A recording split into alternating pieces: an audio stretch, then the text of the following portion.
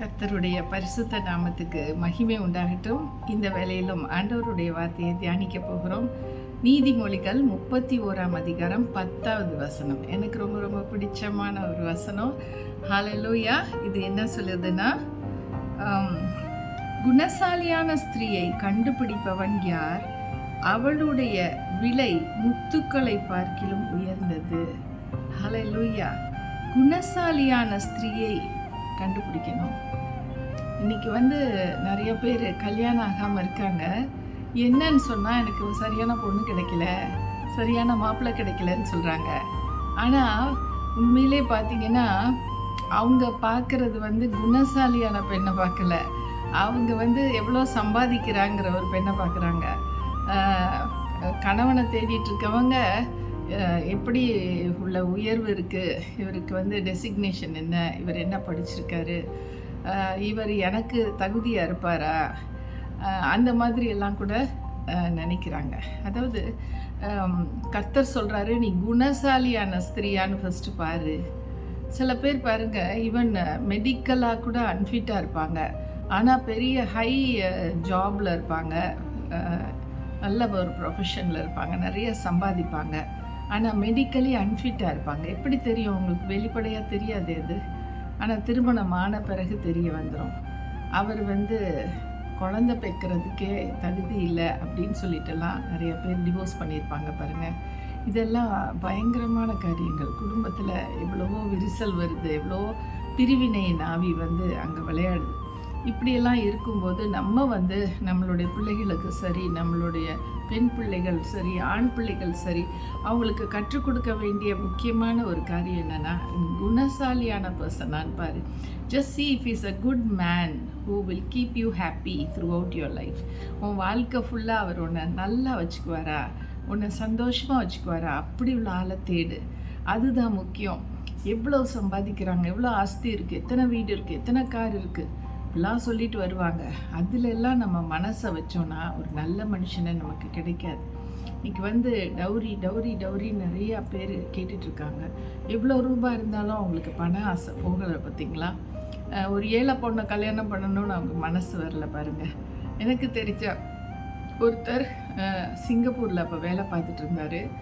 அவர் இந்தியாவுக்கு ஒரு கிறிஸ்தவ பொண்ணை தான் நான் கல்யாணம் பண்ணணும், அதுவும் ஒரு ஏழை பொண்ணை தான் பண்ணணும், நான் இன்னும் ஒரு 10 நாள் கூட இருப்பேன், அதுக்குள்ளே எனக்கு ஒரு பாருங்கன்னு சொல்லிட்டு வந்திருந்தார்.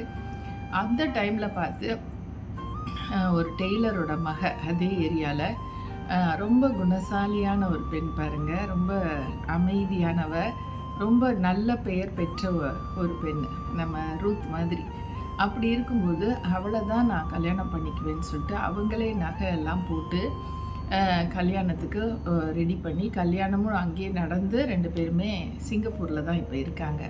இதுக்கு பின்னாடி ஒரு முக்கியமான ஸ்டோரி இருக்குது. அது என்னன்னு சொல்லி பார்த்தீங்கன்னா, இந்த குடும்பம் ஆக்சுவலாக ஒரு ஹிந்து குடும்பம் தான். அவங்க அப்பா ஒரு டெய்லர் தான். இந்த டெய்லர்கிட்ட ஆண்டவர் என்ன சொல்லியிருக்கிறாரு, இந்த ஏரியாவில் இருக்கிற இந்த சர்ச்சில் ஒருத்தர் ஜெபம் பண்ணிகிட்டே இருக்காரு, நீ அவர்கிட்ட போய் உன்கிட்ட இருக்க காசெல்லாம் கொடு அப்படின்னு சொல்லியிருக்காரு. இவர் சொல்லியிருக்காரு, நீங்கள் யார்? எனக்கு இந்த குரல் கேட்குதே, எனக்கு ரொம்ப கஷ்டமாக இருக்கு. நான் என்னோடய ஒரே மகளுக்கு, அவள் தாய் இல்லாத பிள்ளைன்னு சேர்த்து வச்சுருக்கேன், அவள் திருமணத்துக்காக நான் சேர்த்து வச்சுருக்க காசை எப்படி போய் நீங்கள் ஒரு பாஸ்டர்கிட்ட கொடுன்னு சொல்லலாம்? நீங்கள் யார் நீங்கள் அப்படின்னு சொல்லி அவர் கேட்டுகிட்டே இருந்திருக்காரு. ஆனால் ஆண்டவர் விடவே இல்லை. ஒரு பாஸ்டர் உண்மையிலேயே அவர் ப்ரே பண்ணிகிட்டே இருந்திருக்காரு. அந்த ப்ரேயரை கேட்டு தான் ஆண்டவர் இவர்கிட்ட சொல்லி போய் கொடுங்கன்னு. ஒரு நாளைக்கு இவர் மஞ்சப்பையில் அந்த ரூபாய் எல்லாத்தையும் எடுத்து வச்சு கொண்டு போய் அந்த பாஸ்டரை பார்த்துட்டு, நீ யார்யா? உங்ககிட்ட நான் எதுக்கு காசு கொடுக்கணும்? எதுக்கு யாரோ ஒருத்தவங்க கொடுன்னு சொல்லிட்டு இருக்காங்க, எனக்கு தெரியல, இந்த காசு அப்படி எனக்கு நிம்மதியாக தூக்கமே இல்லை அப்படின்னு சொல்லியிருக்கார். அவர் உடனே உட்கார வச்சு, ஆண்டவர் தான் உங்களோட பேசியிருக்காரு, எனக்கு ரொம்ப தேவைகள் இருக்குது, எனக்கு உங்களை தெரியாது, ஆண்டவர்கிட்ட நான் உங்ககிட்ட சொல்லி கொடுங்கன்னு எனக்கு சொல்ல தெரியாது, எனக்கு உங்களை தெரியவே தெரியாது, ஆனால் நான் ஜெபம் பண்ணிகிட்டே இருந்தேன், எனக்கு ரூபா வேணும் ஆண்டவரே, நீங்கள் யாரை கொண்டு கொடுக்க போகிறீங்களோ எனக்கு தெரியாதுன்னு சொல்லிட்டு இயேசு கிறிஸ்துவை பற்றி, அவருடைய மேன்மையை பற்றி ஃபுல் காஸ்பலையும் அவருக்கு சொல்லி அவர் அதனால நீங்கள் ரொம்ப ஆசீர்வதிக்க போகிறீங்க. உங்கள் மகளுக்காக நீங்கள் சேர்த்து வச்ச காசு வீண் போகாது. நீங்கள் ஒரு ஊழியத்துக்காக, ஒரு சபைக்காக என்கிட்ட கொண்டாந்து கொடுத்ததுனால உங்கள் மகளோட திருமணம் ஜேன்னு நடக்கும்.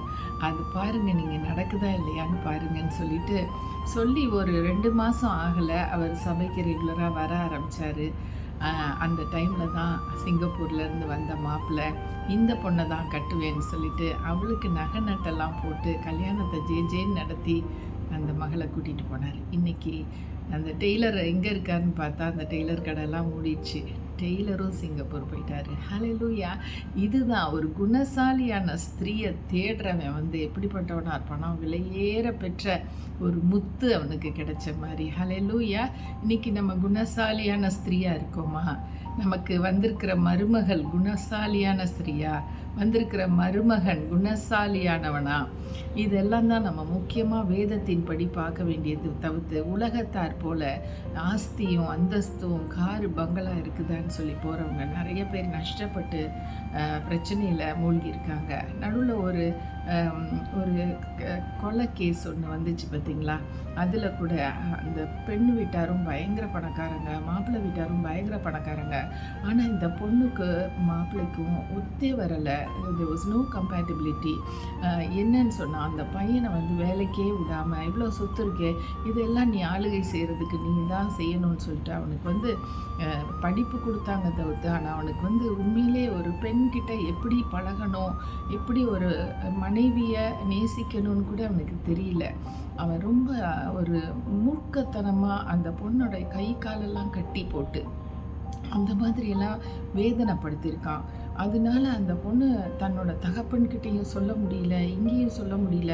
கடைசியில் காரில் போய் உட்காந்துட்டு ஒரு விஷத்தை குடித்து அந்த பொண்ணு காருக்குள்ளேயே செத்து போயிட்டா. இது ஒரு பெரிய டாப் நியூஸாக வந்துச்சு பாருங்கள். ஒரு இளம் பெண்ணுக்கு எப்படிப்பட்ட ஒரு அனுபவம் பாருங்கள்.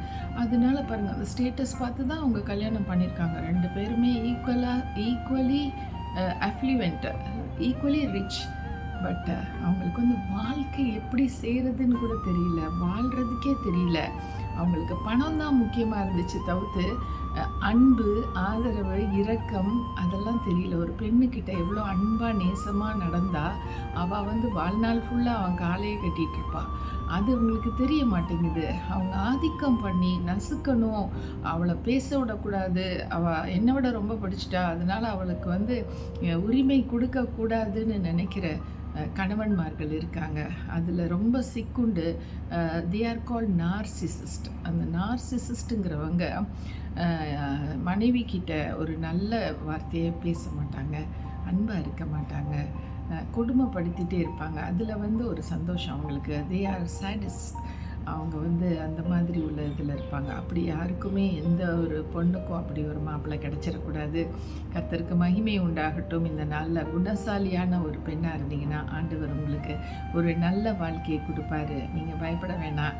ஆண்டவர் உங்களுக்காக ஒரு முத்து கிடச்சிருச்சின்னு சொல்லிட்டு ஒரு பெரிய ஒரு சந்தோஷம் கிடைச்சது போல தான் அவங்களுக்கு கிடைக்கும்.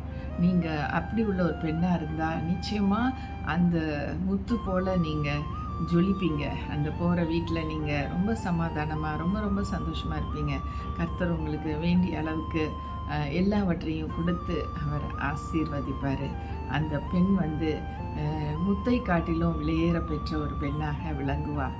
ஹல்லேலூயா! நம்ம ஜெபிக்கலாம். ஆண்டவரே, இந்த நாட்களில் யாரெல்லாம் ஒரு பெண்ணை தேடிட்டு இருக்காங்க, ஒரு கல்யாணத்துக்காக பார்த்துட்ருக்காங்கன்னா அவங்க குணசாலியான பெண்ணை பார்க்கட்டும் ராஜா. அதுதான் முக்கியம், அதுதான் வேதம் சொல்லுகிறது. அப்படிப்பட்ட பெண்ணு தான் நிச்சயமாக வாழ்க்கையில் எல்லா விதமான ஒரு கடவுளுக்கு பயந்த ஒரு பெண், எல்லா விதத்திலும் ஆசீர்வாதத்தை கொண்டு வர ஒரு மகளாக இருப்பா.